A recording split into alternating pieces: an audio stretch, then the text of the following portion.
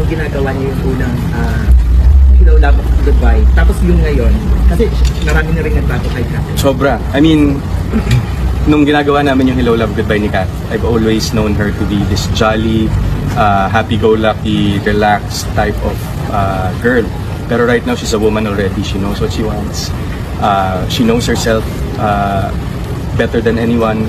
And yun siguro yung mga nakita kong changes sa kanya na napapabilib din ako na